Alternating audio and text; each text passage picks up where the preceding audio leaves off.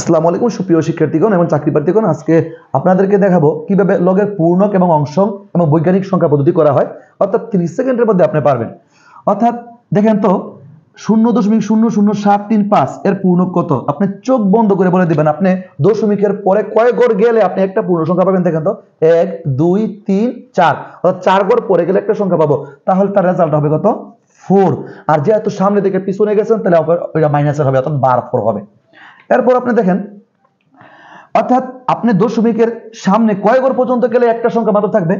1 2, অর্থাৎ 2 ঘর পর্যন্ত দিতে পারেন। এই জন্য এটা রেজাল্ট হচ্ছে কত? 2। এখন প্রশ্ন হলো এর মধ্যে বার 2, এর মধ্যে শুধু 2 হলো কেন? সামনে থেকে পিছনে গেলে পিছন থেকে সামনে গেলে প্লাস হয় এবং সামনে থেকে পিছনে গেলে কি হয়? মাইনাস হয়। এরপরে বলছে এত এর বৈজ্ঞানিক রূপ কত। তাহলে আপনি দেখেন তো কত ঘর পরে গেলে একটা সংখ্যা পাবেন? 1 2 3 4 5, 5 ঘর পরে। তাহলে 1.23 ইন্টু 10 ইনভার্স, যেহেতু সামনে থেকে পিছনে গেছেন এর জন্য কি হবে? মাইনাস। কত হবে? 1 2 3 4 5।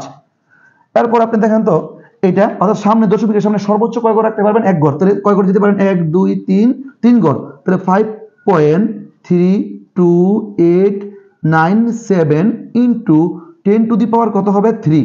এখন কোশ্চেন এটা প্লাস হলো কেন? অর্থাৎ সামনে থেকে পিছন থেকে সামনে গেলে কি হয়? দশমিকের প্লাস, এবং সামনে থেকে পিছনে গেলে কি হয়? মাইনাস।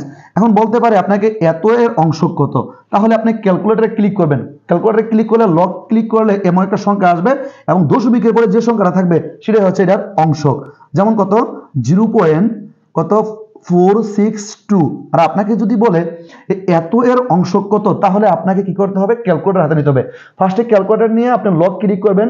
লগ ক্লিক করার পর শিফট দিবেন। শিফট দেওয়ার পর আবার আপনি লগ লিখবেন। তখন কি করবেন? এই মানটা দিবেন, যে মানটা আসবে এটা আপনি ক্যালকুলেটরে ক্লিক করলেই অর্থাৎ আপনার কি অংশক হয়ে যাবে। ধন্যবাদ সকলকে। আসসালামু আলাইকুম।